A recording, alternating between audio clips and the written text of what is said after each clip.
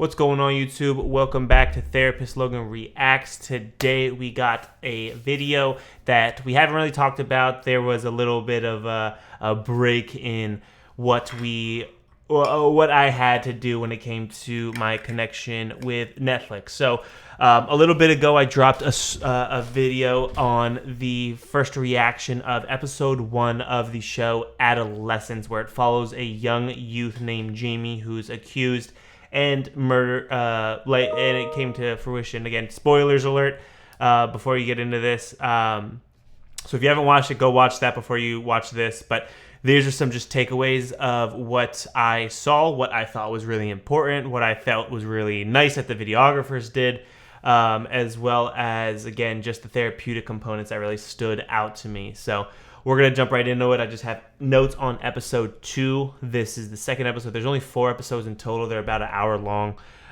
Just very, very good components that really stuck out to me. And these are going to be, I don't have timestamps. However, I did take these notes as I was watching it. So these would follow in an order throughout the episode. So we're going to jump right into it. Again, spoiler alert if you haven't seen it. Sorry for the setup.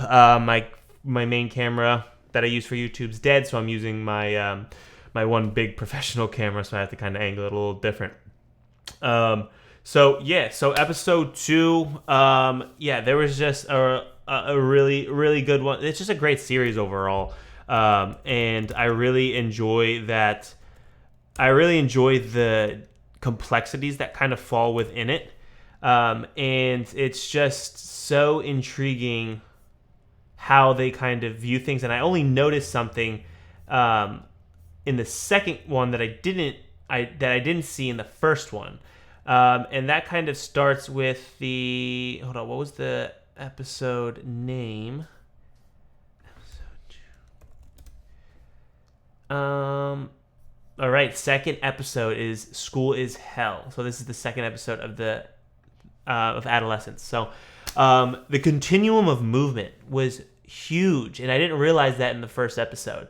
If you didn't realize, it's all one long shot. At least the second one is. I didn't go back and check the first, but all 3 and 4 were the exact same kind of continuum of shot. There was always that kind of it never stopped. There was never cuts. There was never thing. It was always consistently moving. And with those long shots, it definitely identified and seemed to kind of correlate with the idea that although a tragedy, although a trauma, although a significant thing happened, life continues to go on. And I think this is really important as a therapist when working with individuals, because when individuals go through trauma, it feels like your life stops. But it can be very disheartening when you see everything else kind of continues on. Life kind of continues on when you've gone through something extremely difficult or extremely traumatic. And it's hard to kind of get back to that self where it doesn't feel like that anymore. And I've known individuals, I've worked with individuals where it just feels like I just can't continue on, but like life's continuing on. And again, I think they did a really good job that kind of encapsulates that with the videography. So that was the number one takeaway that I got from that. And again, it seems like that is all throughout all 4 episodes. So I thought that was really interesting when it came to the videography part playing into the psychological. The second one was that the friends definitely played some role in it. There's definitely some guilt there. Their behavior, their shady behaviors kind of were emphasized a little bit, like, oh my God, we're going to be in trouble. We're going to be, because they've gotten interviewed too. It typically happens with social peers, especially when it's young individuals. They want to see kind of who they're close to, why they're close to, where they value each other, kind of characteristics that may stand out that other youth are able to provide if a tragedy like this were to happen.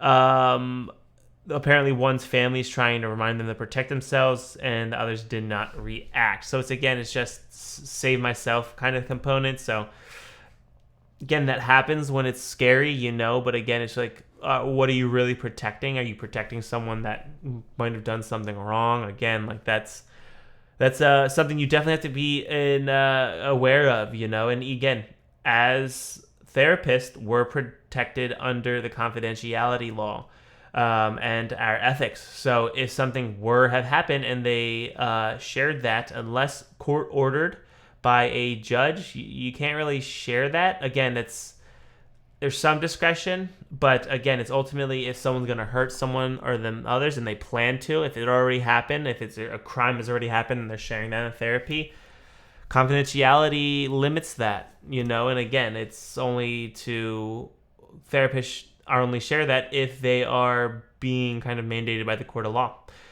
or if there's any discussion of abuse at all, then that's when confidentiality kind of give it. So again, there's the three main things. So abuse, suspected abuse, or mentioned abuse of sexual, physical, emotional, or psychological, or elder abuse, planning to hurt themselves or hurting others, or if they're mandated by the court of law. So those are the main things that a therapist will break confidentiality. A therapist should always be going over those things when they first initiate a client or individual or patient. Those are the main key components that are very much at play when it comes to therapy and should be explained, signed off on, and discussed. Continuing on, Detective's son seems to be bullied. It was kind of interesting. He kind of plays a very antisocial, being, kind of tries to stay out of the way. It seems like he's kind of there and doesn't really want to be. So I thought that was interesting. Jamie's friend is visibly angry, and is not Jamie's friend. Sorry, the friend of the individual who was murdered. She's visibly angry. She's visibly grieving and is angry. It's clearly in the angry stage, taking it out on other people.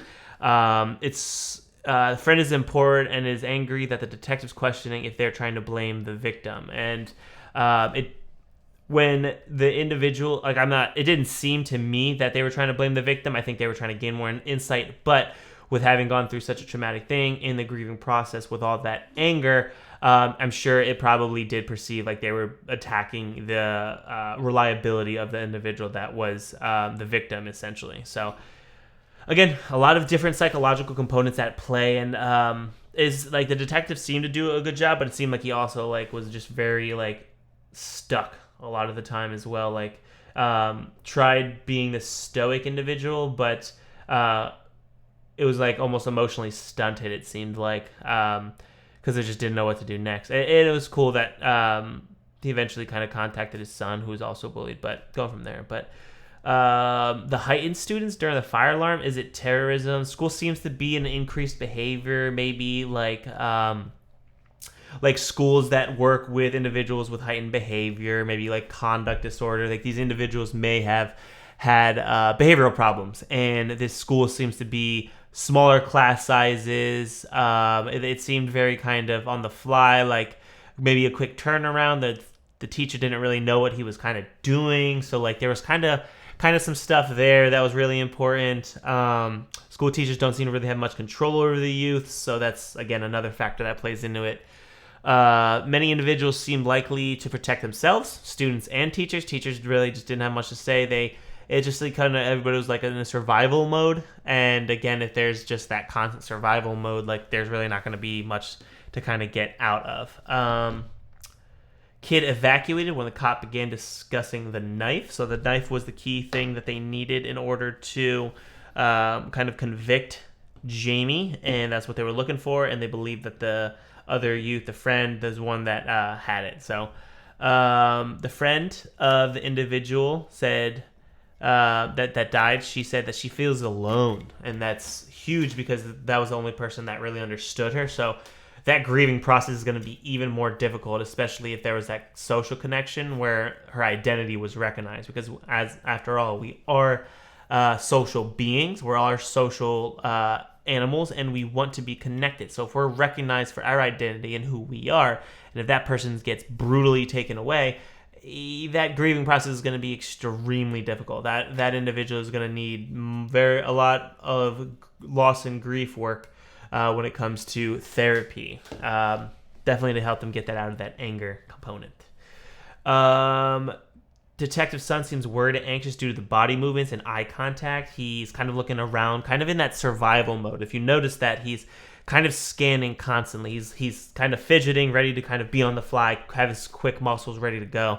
It definitely seems to be in that survival mode. And again, just kind of coming from that school area, there's a survival tactic, a survival component that seems to be kind of at play, and that's difficult because if youths are worrying about surviving and being safe, they're not going to be able to focus on sitting down and learning. That just kind of comes down to Maslow's hierarchy of needs, like clear as day. So, that one's definitely stuck out to me as well.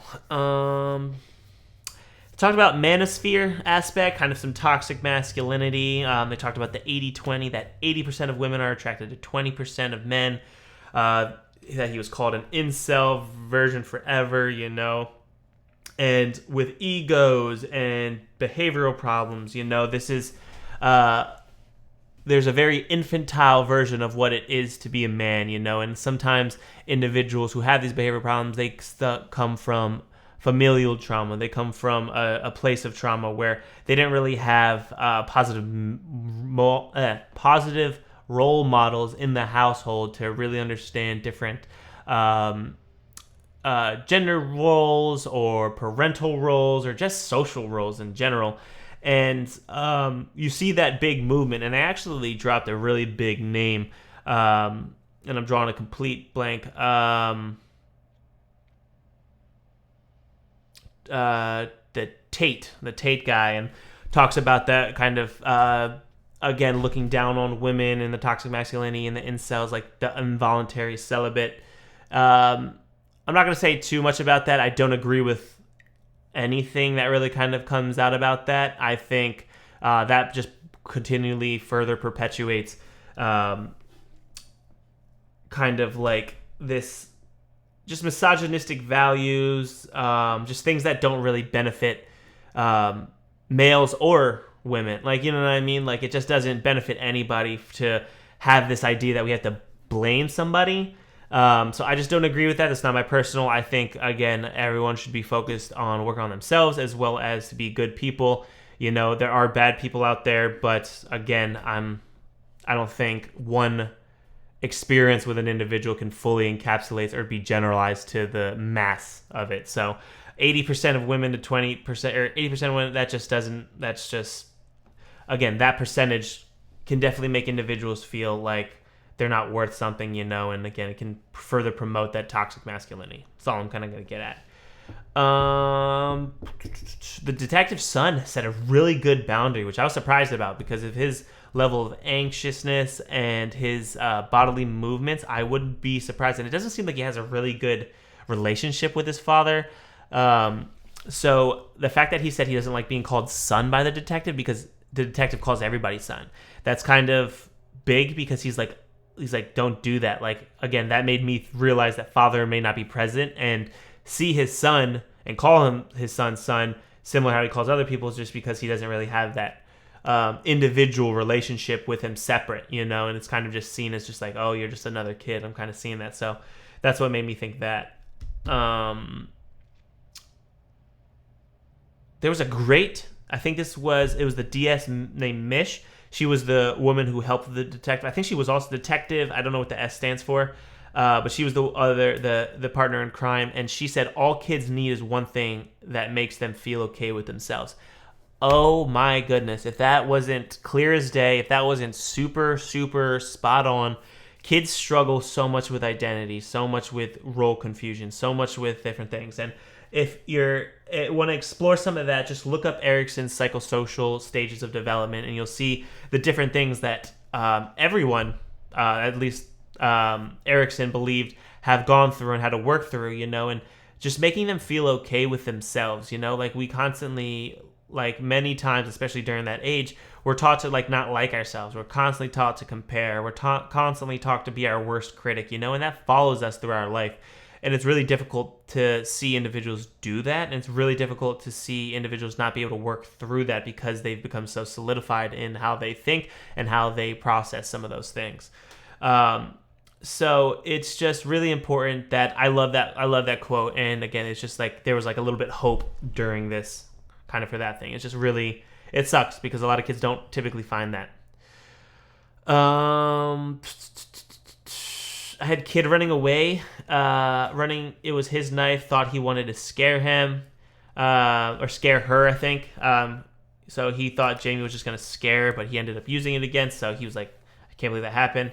And then it ended with the dad dropping flowers off at the location of the murdered girl. Father was with a distraught face and saddened eyes, and he looks like someone who further on may be depicted as an angry man, but his eyes tell everything. And I think it's very important that, I mean, something that I've noticed too, usually the angriest people, you can tell if they're actually angry by staring at their eyes.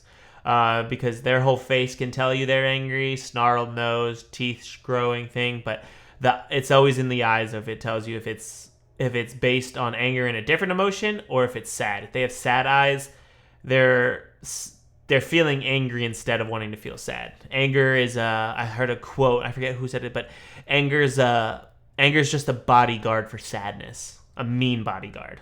So I think that's, again, we're taught that because we're taught not to feel sad or feel our emotions, and so anger is the next best thing, especially for young males, and that's why we need to have these conversations so things like this in the show don't actually happen. Like, this is not positive. This can absolutely happen. It puts other individuals in harm's way. If there's this idea that you need to prove yourself or do all these different things, or you got to feel tough, and that turns to physical or violence, that's just not beneficial for anyone or us as a society as a whole. So just great episode. I'm going to try to do the next few episodes too, so make sure you stay aware for that. Make sure you stay with me. Make sure you subscribe. Make sure you drop a like. Make sure you drop a comment if you've seen this episode. What did you think? Was there anything that stuck out to you? Whether it was, I don't remember if Jamie was in this specific one. I watched it a few days ago, so I just have some of the notes. But yeah, it was really, really awesome. I really enjoyed it. But yeah, we'll have episode 3 coming out probably next week. So make sure you're subscribed for that so you can check it out. So please subscribe. We're going to try to do a little bit more outside of just music. I like those reactions. And again, I just want to make sure we're hitting all the different bunch of medium forms. So thank you so much for watching. Make sure you hit that like. Make sure you drop a comment. And make sure you stick around for next video. And I will see you then. Thank you. See ya.